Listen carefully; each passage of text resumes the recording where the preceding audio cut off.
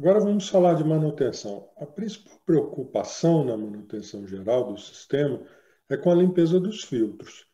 Lembra que nós apresentamos uma aula passada, uma tabelinha, quando falamos sobre perdas, né?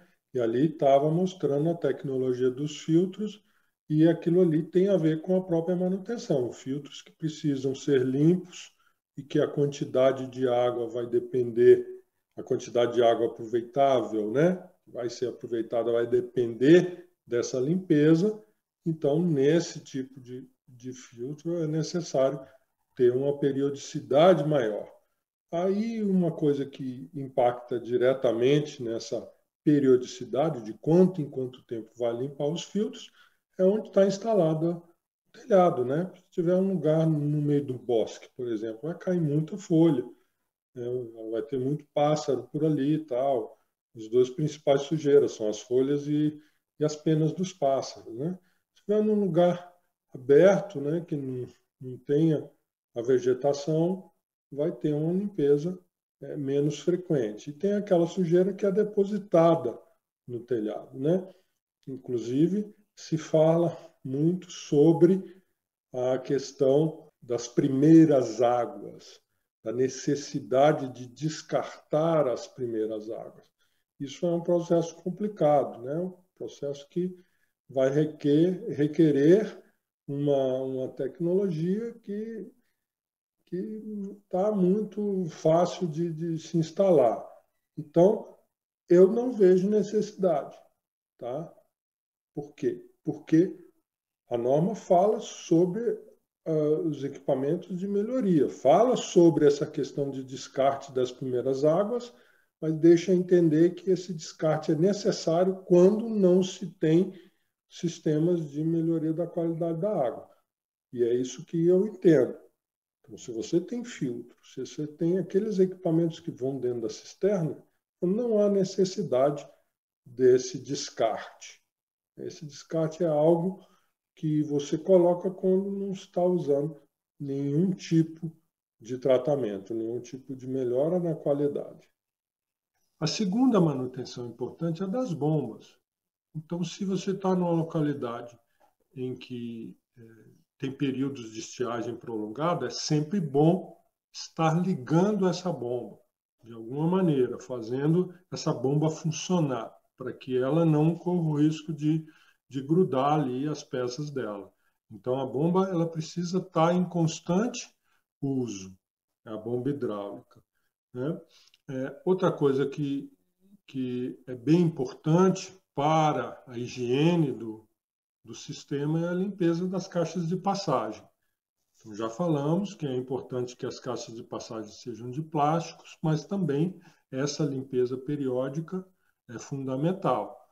Sempre está limpando, tirando a sujeira, dando uma esterilizada, pode passar um pano com água sanitária. A outra manutenção é a limpeza dos reservatórios. Como os filtros, o reservatório, a quantidade de sujeira no reservatório vai depender do local onde está instalada o telhado. Mesmo tendo filtro, o que acontece? As sujeiras menores, aquela sujeira que está diluída, vai para o reservatório e ela ou vai decantar ou ela vai ficar boiando.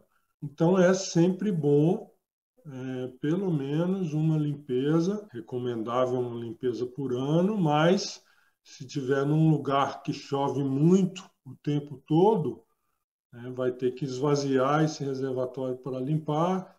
Aí, de repente, pode ser uma limpeza a cada 2 anos, mas essa limpeza ela é fundamental, senão a quantidade de sujeira vai acabar é, excedendo o limite dos equipamentos de melhoria da qualidade da água e essa sujeira vai acabar passando, tá, para o uso final do sistema. Pergunta-se muito sobre a necessidade de clorar essa água do reservatório, ou seja, colocar cloro. Olha, eu não vejo muita necessidade, mas localidades em que seja exigido pelo concessionário, pela agência reguladora, que se faça um controle dessa quantidade de patógenos dessa água, né? E se for realmente com análise comprovado um índice que não está muito satisfatório, pode colocar ali uma daquelas boiazinhas que tem as pastilhas de cloro, né, que vai soltando, mas muito pouco, né? Não precisa ser uma quantidade grande como é colocado, por exemplo, na piscina. Aí tem que fazer uma dosagem correta aí para que não se exceda.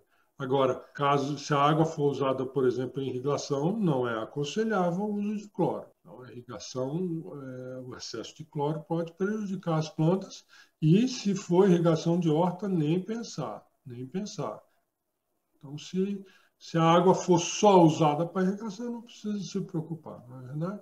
Vai se preocupar se a água for utilizada dentro da residência ou da edificação, né? Para o vaso sanitário, por exemplo, a lavagem de roupa, aí se precisa ter um controle um pouco maior. E também, um outro item é a manutenção preventiva no sistema eletromecânico, né? Aquele sistema de controle, se tiver sistema de controle, as chaves boias ligadas na chave magnética de partida.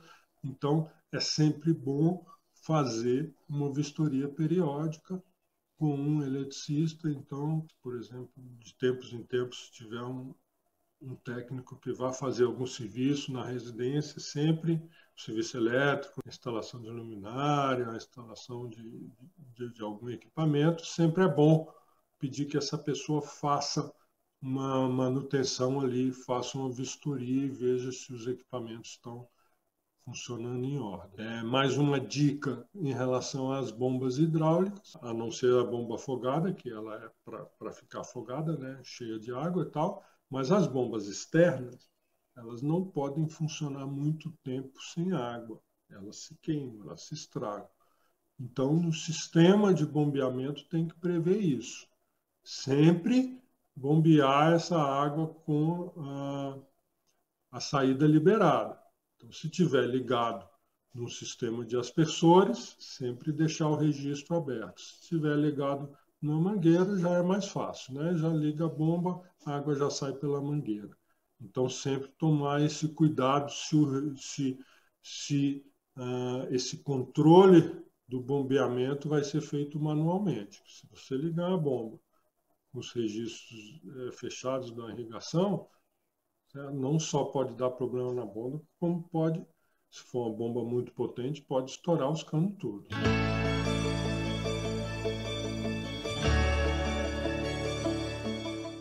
Se gostou, dê um like, faça um comentário, ative o sininho para receber notificações e inscreva-se no canal.